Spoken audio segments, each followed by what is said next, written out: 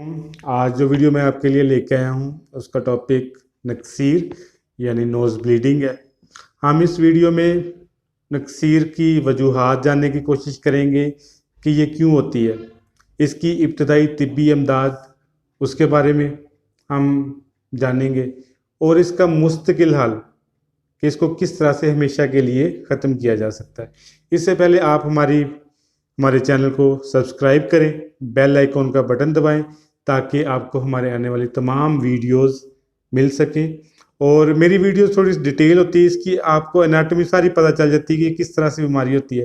खुद भी देखें और जो दूसरे लोग इस बीमारी से मुतासर हैं उनको भी बताएं ताकि उनको भी फ़ायदा पहुंच सके। तो आइए नाजरीन, वीडियो की तरफ आते हैं। इसकी सबसे पहले वजूहात जानने की कोशिश करते हैं। वजूहात सबसे पहले नाक है।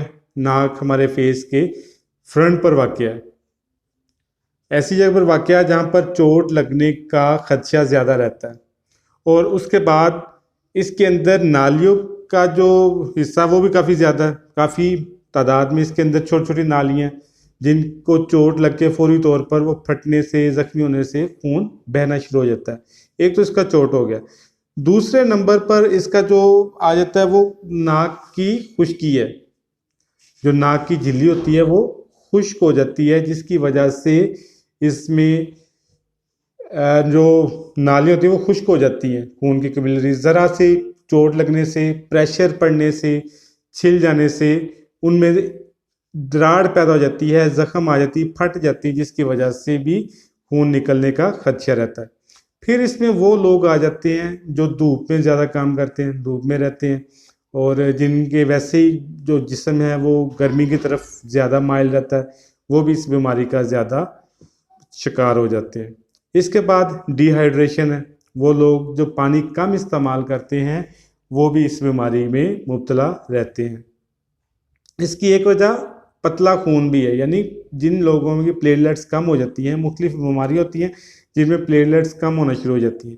खून अगर ज़्यादा पतला हो जाए, ज़्यादा प्लेटलेट्स कम हो जाए, उस वजह से भी आपकी जो नक्सीर है वो बार बार फूटना शुरू हो जाती है। इसके अलावा कुछ नफ्सियाती मसाइल हैं, डिप्रेशन, एंग्जाइटी वगैरह, वो भी बायस बनती है नक्सीर का। ये इसकी चंद एक चीदा वजूहात, लेकिन इसमें सबसे अहम चोट लगना और या फिर ज़्यादा खून का पतला होना और ज़्यादा जिस्म में गर्मी होना, गर्म कामों की तरफ रुझान होना, गर्मी में धूप में ज़्यादा वक्त गुजारना भी इसका ज़्यादा वजह बनती है। अब हम इसके इलाज की तरफ आते हैं। पहले हम देखते हैं इसकी इब्तदाई तिब्बी इमदाद क्या है, यानी फ़र्स्ट एड आपने कैसे लेनी। जो ही आपका नाक से ब्लीडिंग शुरू हुई है, आपने करना क्या, सिंपल आपने नाक को जो नरम हिस्सा है वहाँ से पकड़ लेना है। नरम हिस्से पकड़ के इसको दबा देना अच्छे से और अपना सर आगे की तरफ झुका देना है। ना लेटना है, ना पीछे की तरफ झुकना है, दाएं बाएं नहीं झुकना, बल्कि अपना ना मुंह आगे की तरफ झुका देना है। ये प्रोसेस आपने 10 मिनट तक करना है।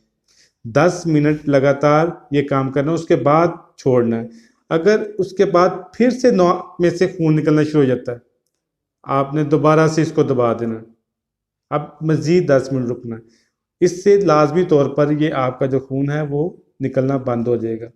अगर नहीं बंद होता, मतलब ये है कि फिर आप इसको कुछ सीवियर किस्म की चोट लगी है, कुछ सीवियर मसला, तो आप फौरी तौर पर डॉक्टर से रब्ता करें।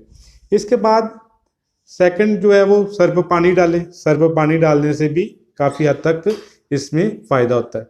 अब मैं आपको वो नुस्खा बता रहा हूँ जो इस्तेमाल करके आप हमेशा के लिए इस मर्ज़ से निजात हासिल कर सकते हैं। नंबर 1, आपने 3 चीज़ें लेनी, स्क्रीन पर लिखी हुई आ रही हैं। 3 चीज़ें सिर्फ, गेरू है, संग जरा है और कत्था है। ये बिल्कुल सस्ती चीज़ें हैं, 20-25 रुपए का ये नुस्खा आ जाता है। आपने घर में इसको बारीक कर लेना, पाउडर कर लेना। आधी चम्मच सुबह और आधी चम्मच शाम लेनी है आपने शरबत अंजबार के साथ। शरबत अंजबार के साथ सुबह, दोपहर, शाम आधी आधी चम्मच लेनी है और ये आपका मसला हमेशा के लिए ख़त्म हो जाएगा। सिर्फ 8 दिन आपने इस्तेमाल करना है। और इसके साथ साथ एक और काम है कि आप अपने नाक के जो नथने हैं इनको तर रखने की कोशिश करें।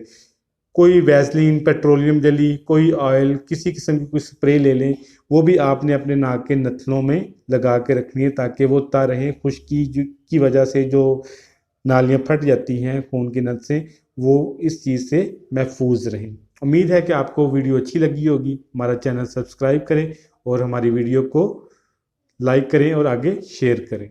शुक्रिया।